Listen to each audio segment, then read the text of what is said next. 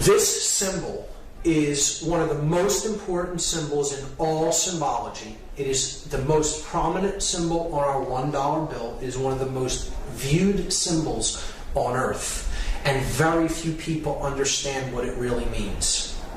I'm going to break it completely down from top to bottom and go through each element and attempt to explain it as fully and as clearly as possible. This is the symbol of all the mystery traditions. Okay? Very simply, it is the symbol of all occultism. Of course, it is Egyptian in its thematic representation and its symbolic representation. It is Egyptian, and there is a reason for that. We see the elements of the symbol being the words Anuit Coeptis at the top. Then we have a pyramid with its capstone missing. The capstone is cut off, so it is an incomplete pyramid. Atop the pyramid, as a two-dimensional slit in the sky, it could be seen, a two-dimensional opening or a rift in the sky. From behind that, we see an eye, and that eye is bathed in light.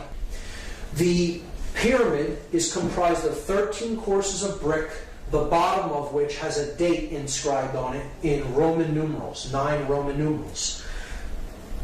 There is then a sash with the words Novus Ordo Seclorum written on it at the bottom. So we have to understand each element. Each element is here not by accident, it is there by design, and the makers of this sigil, because that's what this is. This is a sigil, which is comprised of many symbols. Put nothing on it by accident. And everything has a meaning in this. So let's start to break down the symbols one at a time. Anuit Coeptis is Latin. It means, Anuit means to favor or to look favorably upon. Coeptis is an enterprise, an undertaking, or a project, a work in progress, you could say. So Anuit Coeptis means he favors, could mean she favors, it favors, our project. He favors our work. He favors our work in progress. Okay? So, he favors our work is a good translation.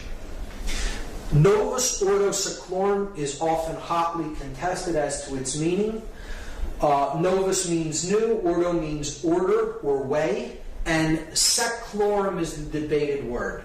So I go to a Latin dictionary and I look up the word Saeclorum, S-A-E-C-O-L-O-R-U-M. This is because people will say Seclorum means of the ages. So I'm looking up the word Saeclorum, and that means age, generation, people born at a time, race, present time, or age, century. So if this phrase said the new order of the ages, we should see an A in between that S and E there. It would say Novus Ordo Saeclorum, but it says Seclorum. So clearly that's not the definition. Many people will say that that's what it means. It does not mean of the ages. Okay? The word Seclorum is put into a Latin dictionary, and then you see it is a word modification, a truncation. CL is derived from CUL. So an internal CL might be rendered by CUL, thus giving us seculorum. And seculum, seculi, is a noun that means world, universe, secular, temporal, earthly, or worldly affairs, cares, or temptation.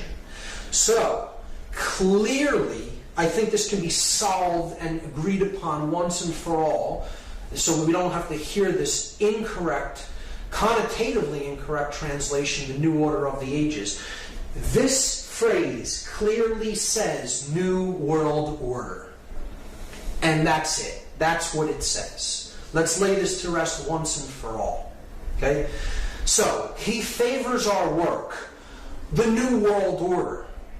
and you have an eye in the triangle looking out from another dimension of space into our realm. The light is pouring through the scene from that realm, and a pyramid is being built.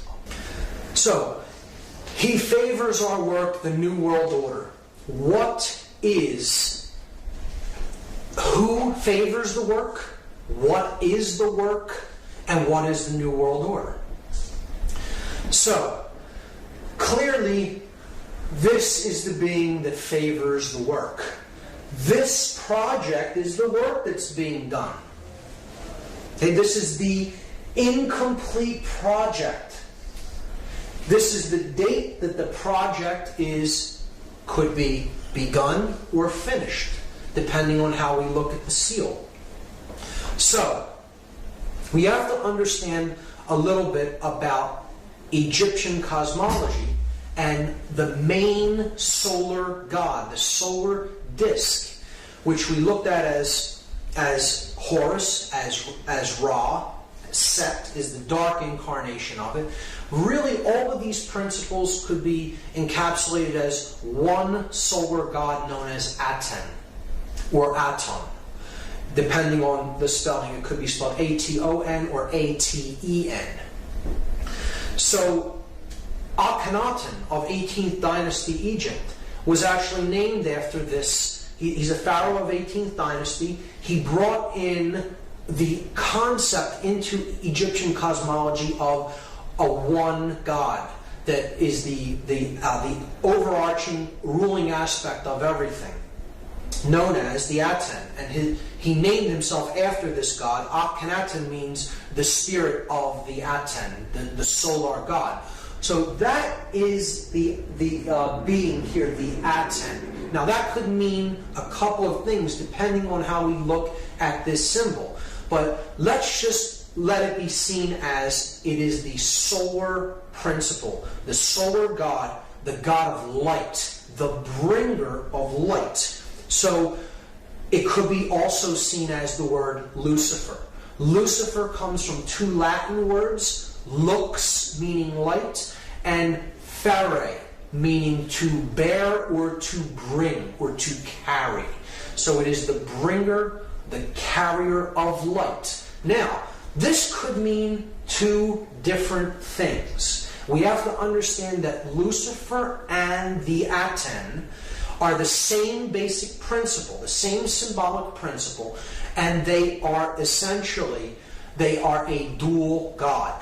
There is a light aspect of the sun god, the one that brings true light of awareness. And then there is the dark aspect of light. So one can be truly illuminated and really possess the light, really possess the knowledge. And then there is one who can be born into the dark light. Those who have knowledge of how things really work, but the way they're using it is for the ego. Being my will be done because I view myself as God and separate from everyone else, and I am out there to manipulate and rule them. So either way you look at that symbol there, it is the Aten or Lucifer. It doesn't matter whether you're looking at that symbolically as positive or negative, and I will go over both interpretations, both the positive and negative.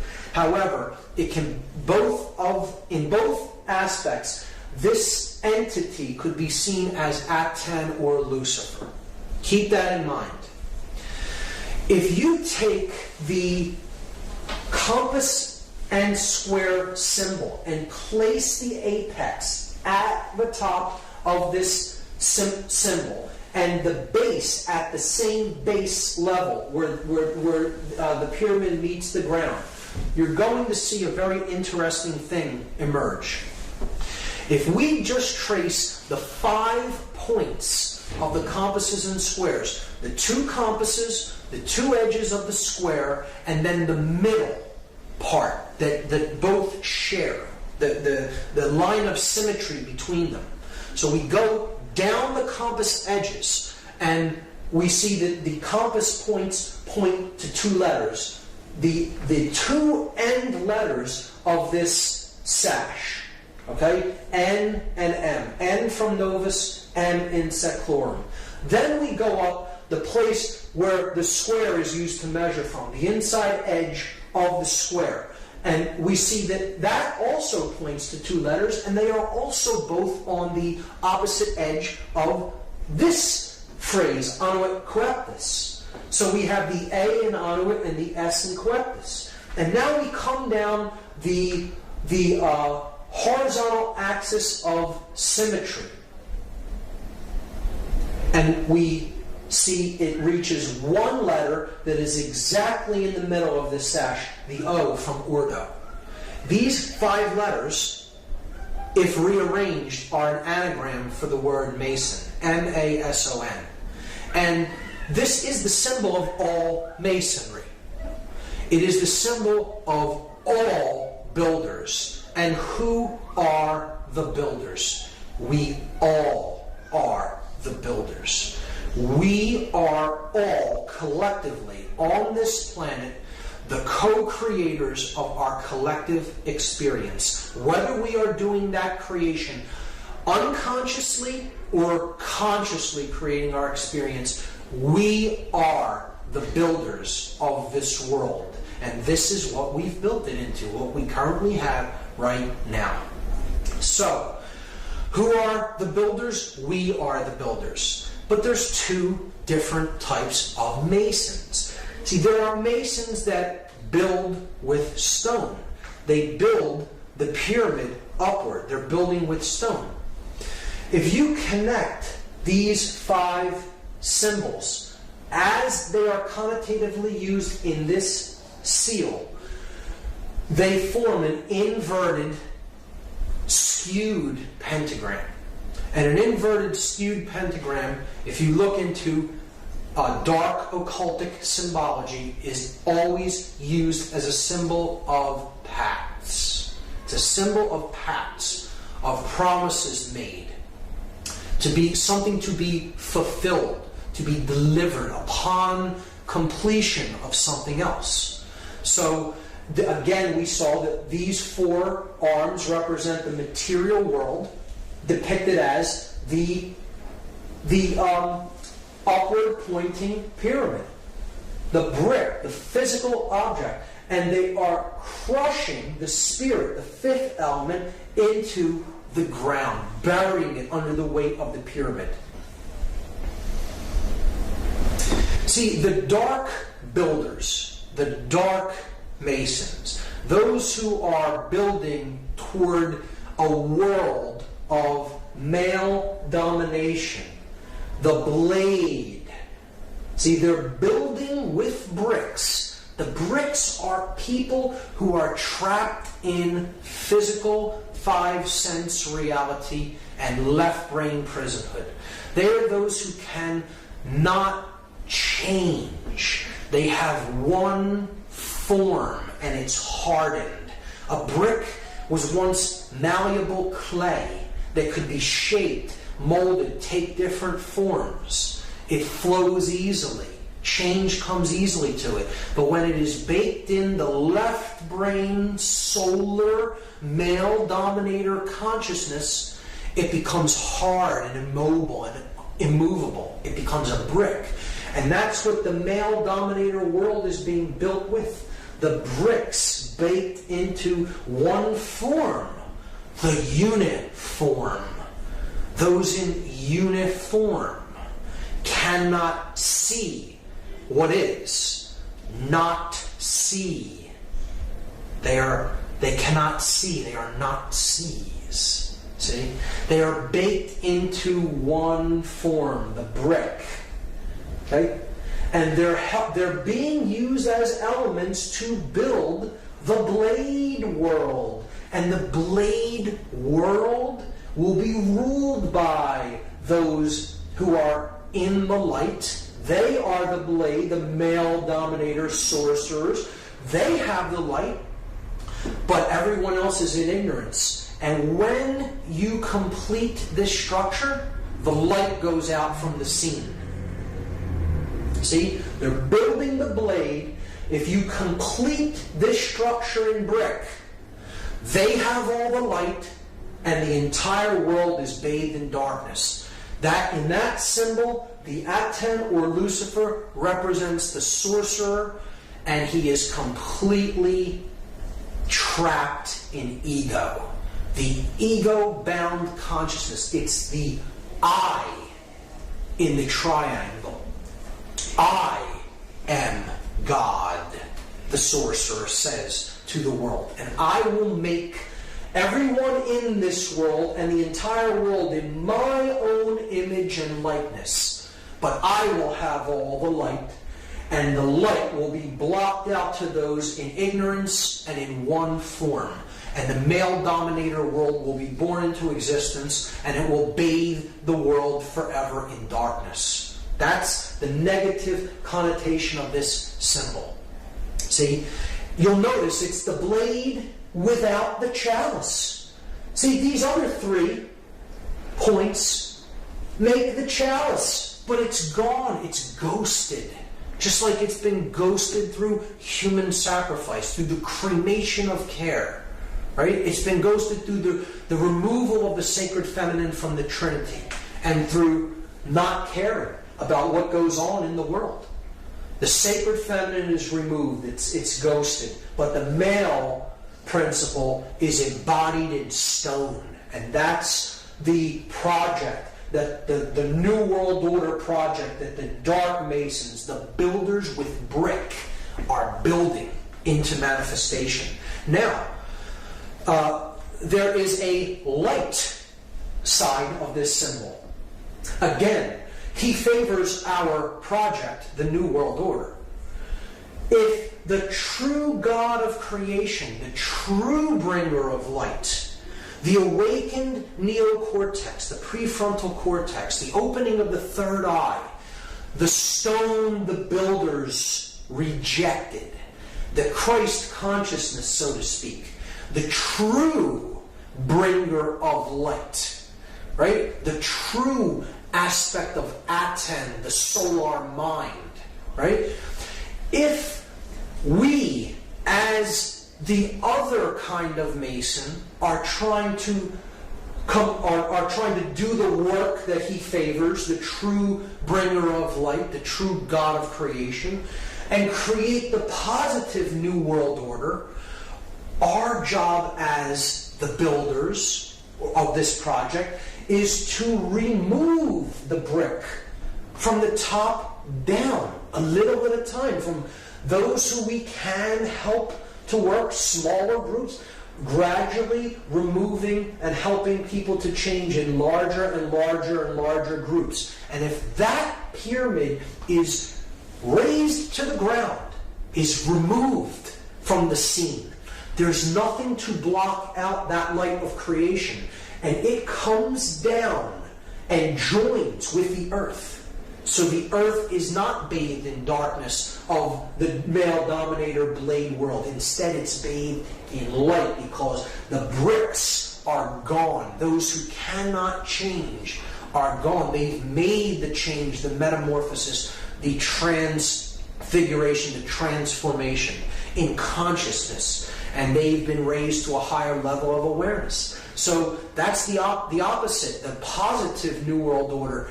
Masons often tear stone down. And the light mason, the light builder, the light worker, wants to tear this stone down so the light comes down and join up with the earth to create the positive New World Order. And in that aspect, this is a powerful, magnificent symbol of the true mystery traditions. The object is to remove that pyramid of male domination and bring the light down to the earth. So we see that this is the symbol of Solomon encoded into it. The male aspect, here's the the yang, light aspect of consciousness, combined with the feminine yin, dark aspect of consciousness to create the seal of Solomon. As above, so below. The Hermetic principle encoded into the seal of Solomon. So depicted there. But it is the body unified with the spirit within the temple of man, the mind. the sun and the moon, the left and the right brain, to create the stone, the philosopher's stone, the opening of the third eye, the pineal gland, known as the stone the builders rejected. Because the dark builders reject that light of awareness and consciousness, and they are trying to block it out by completing that pyramid in stone. So that is my analysis of that symbol, and it's amazing when you get into it and really study it for yourself and really go deep into the symbology. And it gets even better when you start to look at that date on the bottom of the pyramid, because that date is MDCCLXXVI in Roman numerals, and that totals 1776. And here's how it breaks down. This is a chart of the letters and their corresponding numerical values. So if you just do the math, M is 1000, D is 500, C is 100, and you have it twice there, so you're up to 1700. L is 50, that's 1750. X is 10, which you have twice, so that's 1770. V is 5, that's 1775. And I is 1, 1776. So what we're going to do now is something called gematria. It is Kabbalistic numerology. It's an occultic form of numerology, and it's very simple. It is simple addition or counting of these numbers. And we can combine them in different ways depending on which numerals we add together. And we understand that all of the added values are identical, and they mean the same thing in occultic numerology. So 1776 is the number that we get when we add these Roman numeral values together. And what we are going to do in this example is we're just going to take the 1 and add it to the 6 and leave these two 7s. So we get 777. And anyone familiar with Judaism or Kabbalah may know that that is a symbol of God. It's a number that represents the Trinity of consciousness in its perfect form. The 777 is the aspect of the divine in man. It is thought, emotion, and action, the three aspects of our consciousness, having reached the place of the gods, the 7 entities of the skies: the sun, the moon, Mercury, Venus, Mars, Jupiter, and Saturn. The 7 gods that can be seen with the ancient world. A representation of the 7 chakras of energy in the body. So 7 is a symbol of completion, perfection, and God. It tripled is a representation of God. So if we add the 3 7s together, it totals 21. And 2 plus 1, this is the parents and the child. The father and mother, the creator God and the sacred feminine, and the divine child. And then that totals 3. 2 plus 1 is 3. So all of these values can be seen as identical, or they mean the same thing. They are numbers that represent God, or completion, perfection. The divine has been awakened and realized. So they can be used interchangeably in systems of occultism. And again, 3 being the number of unity, of unification of thought, emotion, and action, the triune being, the 3-in-1 God, right? The Trinity. So, what I'm going to do in this study of gematria is I'm going to take these letters, because gematria is a combination of geometry and mathematics. Geometry, earth, the measure of things, the measure of the earth, the mother, right? And matria, mathematics, the mother science, after Ma'at from Egypt, the mother goddess.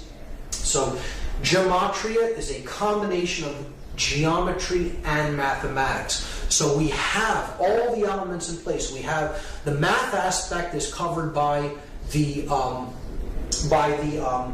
Roman numerals that represent value or mathematics, and we have the shape that's given by the triangle shape or the pyramid shape. So we're just going to combine the two by taking, we have 9 letters, and we're given a shape that has three vertices. So we're just going to duplicate the shape 3 times, and we're going to place the letters at the vertices of the shape. So we'll start with M and put it at the top of the first triangle, and then D, C at the base, and then repeat it 3 times. M, D, C, C, L, X, X, V, I. And now we're going to substitute the numerical values for the Roman numerals. So we get this. We get 1,000, 500, 100. 100, 50, 10. 10, 5, 1. So you see a pattern emerge there. At the top of the pyramid, in every example, we see a clear pattern. 1,110. Now, in mathematics, those are known as powers of 10, or powers of 10, at 10, powers of at 10, at the top of the pyramid. Because at 10, no matter how you look at it, is at the top of the pyramid. This is a play on words that works out in the English language, and it is not an accident. These are perfect numbers of base 10 numerology, base 10 mathematics. And the powers of a 10, the powers of at 10, are indeed at the top of the pyramid. At the bottom of the pyramid, we have 500, 100, 50, 10, 5, and 1. If we add those for each base, we have 600 at the base here and 1,000 at the top. 60 at the base here, 100 at the top. 6 at the base here, and 10 at the top. We can then simply remove all the zeros, because zeros don't add to anything in gematria. So they can be removed. So we see that it simply boils down to this. 1's at the top, 6's at the bottom. And now we can combine them into one pyramid.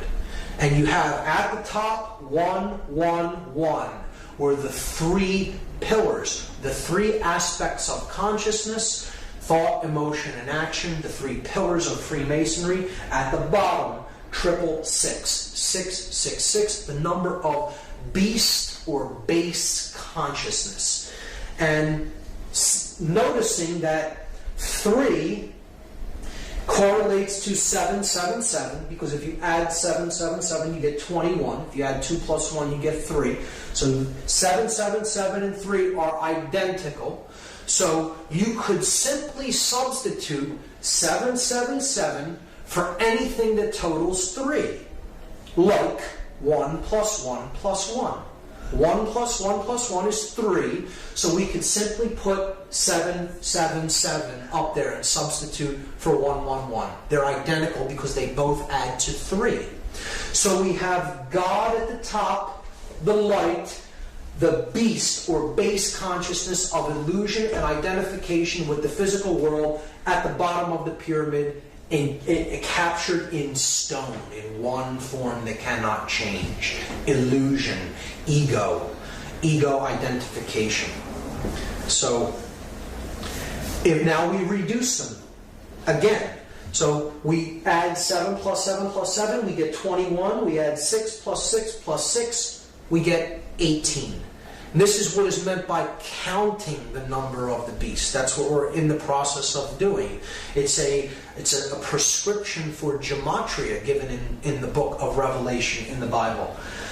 We add 21, and of course, as we saw, that totals 3, the number of God, and 18, 1 plus 8 totals 9, the number of ego and illusion.